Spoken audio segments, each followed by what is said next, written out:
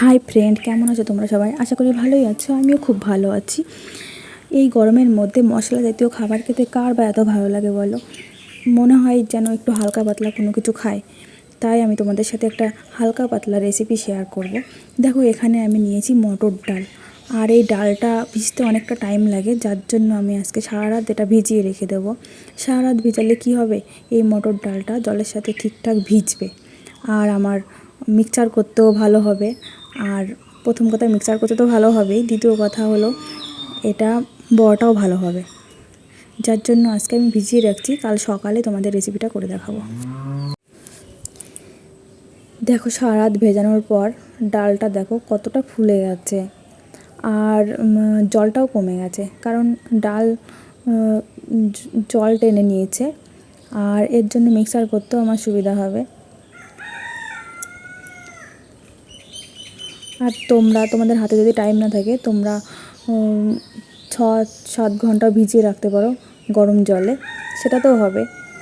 আর আমি এখানে মিক্সচার করে নেব। আর তোমাদের কাছে মিক্সচার না থাকলে তোমরা শিলনোড়াতেও করতে পারো, কিন্তু এটা খুবই মিহি করে করতে হবে, কারণ মিহি না করে করলে ভালো লাগবে না। যেহেতু এটা জল পড়া, আমি তেলে ভাজবো না, এটা সরাসরি তরকারির ঝোলে দেবো, যার জন্য একদম মিহি করে করতে হবে। আর একটা দিয়ে দেবো কাঁচা লঙ্কা। আমি একটাই দেবো, কারণ ঝোলের থেকেও অনেকটা লঙ্কা টেনে নেবে। আমি দেখো পেস্ট করে নিয়েছি। আর এর মধ্যে এখন দিয়ে দেবো লবণ স্বাদ মতো, হলুদ দিয়ে ভালো করে এটাকে মাখতে হবে। ভালো করে মাখতে হবে এটাকে। কিন্তু দেখো, আমি এক হাতে আমার ফোন আছে, যার জন্য বাড়িটাও আমি ঠিকঠাক ধরতে পারছি না, ঠিক করে মাখতেও পারছি না। তো ঠিক আছে, আমি এটাকে ভালো করে মেখে নিই। আর এখানে আমি নিয়ে নিয়েছি লাউ শাক, তার সাথে ডাঁটাও আছে। আর নিয়েছি পেঁয়াজ, আলু আর 4টে কাঁচা লঙ্কা আছে। আর এদিকে কড়াইতে তেল গরম করতে বসিয়ে দিয়েছি। আর এর মধ্যে দিয়ে দেব জিরেটা ফুটতে ফুটতে এর মধ্যে দিয়ে দেবো পেঁয়াজ কুচি। আমি বেশি মশলা এখানে ইউজ করব না, জাস্ট এই জিরে আর পেঁয়াজ কুচি দিয়েই আমি সবজিটা রান্না করব। এই গরমের মধ্যে মশলাপাতি খেতেও ভালো লাগছে না, যার জন্য যত পারি হালকা পাতলা করা যায় সেটাই করে দেখাচ্ছি তোমাদের। আর এই পেঁয়াজটা একটু লাল লাল করে ভেজে নিতে হবে, যেন পুড়ে না যায়।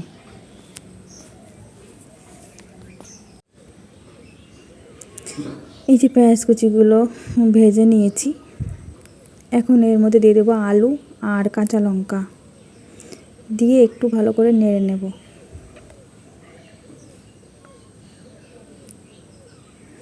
এখন এর মধ্যে দিয়ে দেব হলুদ গুঁড়ো, স্বাদ মতো লবণ দিয়ে একটু ভালো করে নেড়ে চেড়ে একটু ভাজা ভাজা করে নেব। খুব বেশি না, হালকা পাতলা ভেজে নেব। দেখো, আমি আলুটা মোটামুটি ভেজে নিয়েছি, খুব বেশি না, হালকা পাতলাই ভেজেছি। আর এখন এর মধ্যে আমি দিয়ে দেব জল। আমি এখানে ঠান্ডা জল দিয়েছি, তোমরা গরম জলও দিতে পারো। গরম জল দিলে একটু তরকারির টেস্টটা অন্যরকম লাগে, স্বাদটা একটু বেড়ে যায়। তো আমার এখানে গরম জল করার টাইম পাইনি, আমি ঠান্ডা জলই দিয়েছি। আর তরকারিতে একটু বেশি জল দেবে। দেখো, একটু জল দিয়ে নিলাম। দেখো, সবজিটা ফুটতে শুরু করেছে। আর এখন এর মধ্যে দিয়ে দেবো সেই লাউয়ের ডাঁটা আর পাতাগুলো। আমি আগে দিইনি, কারণ এটা বেশি জাল হলে একটু টকটক লাগে, যার জন্য আমি দিইনি। আর এটা সিদ্ধ হতেও বেশিক্ষণ টাইম লাগে না, খুব তাড়াতাড়ি সিদ্ধ হয়ে যায়। আর এই লাউ পাতা ডাঁটার জায়গায় তোমরা অন্য কোনো সবজিও নিতে পারো। আমি এখানে লাউ পাতা ডাঁটা নিয়েছি, এই না যে এটাই নিতে হবে, তোমরা অন্যটাও নিতে পারো। দেখো, আমি এখন ঢাকা দিয়ে দেবো। এখন ঢাকনা খুলে দেখে নেব, দেখি কেমন হয়েছে। ঝোলটা অনেকটাই শুকিয়ে গেছে, আর আলুটাও গলে গেছে, মানে তরকারিটা পুরো রেডি হয়ে গেছে ধরতে গেলে।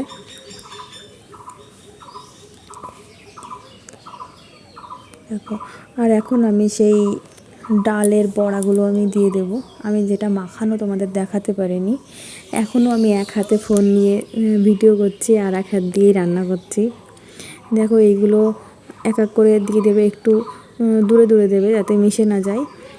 আর এটার ভিতরে না, এই ডালের ভিতরে একটুও জল দেবে না, জল দিলে কিন্তু একটাও এরকমভাবে দাঁড়িয়ে থাকবে না, সব একটার সাথে একটা লেগে যাবে। ওই জন্য যখন মিক্সচার করবে বা শিলনোড়াতে বাটবে না, একটু জল তো দেবেই না। ওই জন্য বলি সারা রাত ভিজিয়ে রাখতে ডালগুলো, তাহলে ঠিকঠাক একদম জলের সাথে মিশে যাবে। দেখো আমি এইগুলো এক এক করে দিয়ে দেবো, দেখো একটাও মিশছে না। আর এই টাইমে কিন্তু এই জালটা কিন্তু একদম মিডিয়ামে রাখবে, আর হাইতে তো রাখবেই না।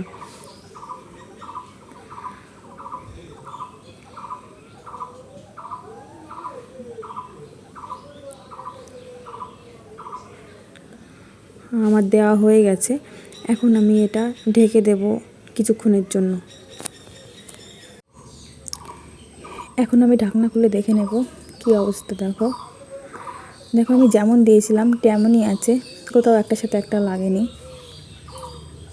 মানে নিচের থেকে সিদ্ধ হয়ে গেছে, ওপর থেকে হালকা কাঁচা আছে, যার জন্য আমি হালকাভাবে নেড়ে নেব, আর নাহলে সব ভেঙে যাবে। হালকাভাবে নেড়ে নিতে হবে। আর এই বড়াগুলো আমি ছোটো ছোটোই দিয়েছি, কারণ এইগুলো সিদ্ধ হয়ে যাবে তাড়াতাড়ি, তার জন্য। তোমরা বড় বড়ও করতে পারো, বড় দিলে একটু ঝোলটা একটু বেশি দেবে। আর এখন দেখো এক এক করে আমি উল্টে নেব। আর ঝোলটা বেশি দিলে কি হয়, উল্টানো লাগে না, ও নিচে বড়াগুলো নিচেই থাকে আর ঝোলটা উপরে থাকে, যার জন্য বড়াগুলো সিদ্ধ হয়ে যায় দু সাইড থেকেই। আর আমি যেহেতু অল্প রান্না করছি, যার জন্য আমি ঝোলটাও কম দিয়েছি।